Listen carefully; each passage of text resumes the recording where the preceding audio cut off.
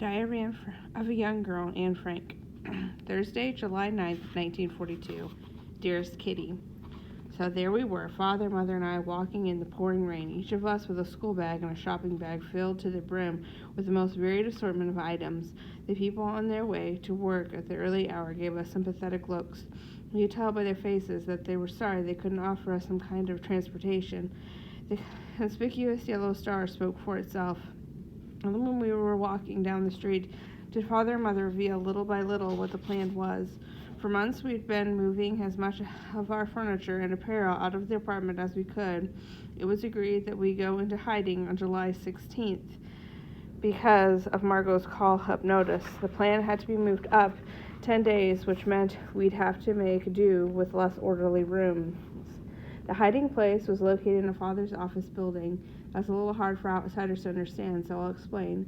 Father didn't have a lot of people working in his office, just Mr. Cougar, Mr. Kleiman, Meep, and a 23-year-old typist named Bep Voloskal, all of whom were informed of our coming. Mr. Voloskal, Bep's father, works in the warehouse, along with 2 assistants, none of whom were told anything. Here's a description of the building. The large warehouse on the ground floor is used as a workroom and storeroom and is divided into several different sections, such as the stockroom and the milling room, where cinnamon cloves and a pepper substitute are ground. Next to the warehouse doors is another outside door, a separate entrance to the office. Just inside the office door is a second door, and beyond that a stairway. At the top of the stairway is another door with a frosted window on which the word office is written in black letters. This is the big front office, very large, very light, and very full. Bep, Meep, and Mr. Kleeman work there during the day. After passing through an alcove containing a safe, a wardrobe, and a big supply cupboard, you come to the small, dark, stuffy back office. These used to be shared by Mr. Cougar and Mr. Van Dam, but now Mr. Cougar is its only occupant. Mr. Cougar's office can also be reached from the hallway, but only through a glass door that can be opened from the inside, but not easily from the outside.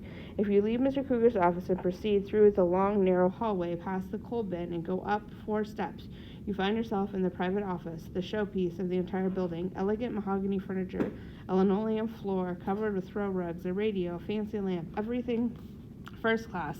Next door is a spacious kitchen and a hot water heater and 2 gas burners, and beside that a bathroom. That's the second floor. A wooden staircase leads from the downstairs hallway to the 3rd floor. At the top of the stairs is a landing with doors on either side. The door on the left takes you up to the spice storage area, attic, and loft in the front part of the house. A typically Dutch, very steep, ankle-twisting flight of stairs also runs from the front part of the house to another door opening onto the street.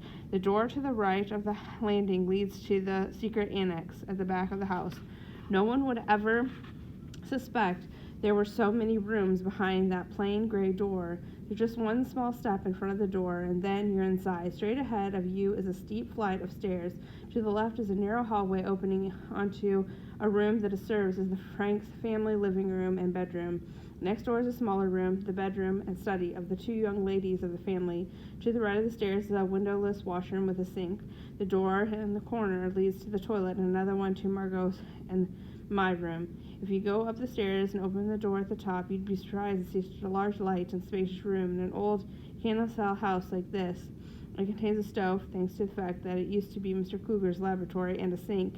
This will be the kitchen and bedroom of Mr. and Miss Van Dam, and, well, as a general living room, dining room, and study for us all.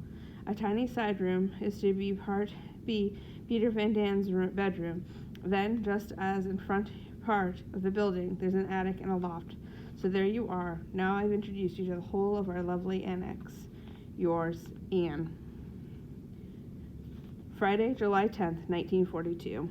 Dearest Kitty, I probably bored you with my long description of our house, but I still think you should know where I've ended up.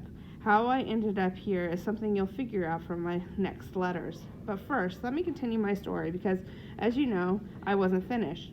After we arrived at 263 Prissengrot, Meep quickly led us through the long hallway and up the wooden staircase to the next floor and into the annex. She shut the door behind us, leaving us alone. Margot had arrived much earlier on her bike and was waiting for us. Our living room and all the other rooms were so full of stuff that I can't find the words to describe it. All the cardboard boxes that had been sent to the office in the last few months were piled on the floors and beds.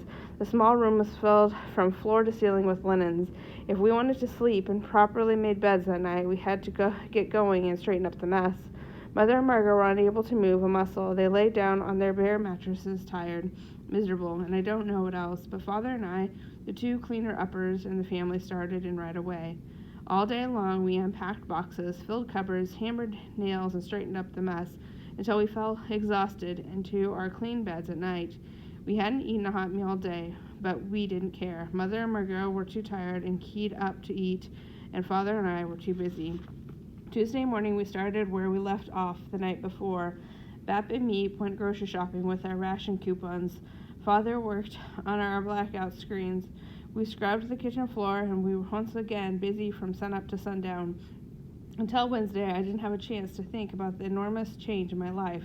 Then, for the first time since our arrival in the secret annex, I found a moment to tell you all about it and to realize what had happened to me and what was yet to happen. Yours, Anne.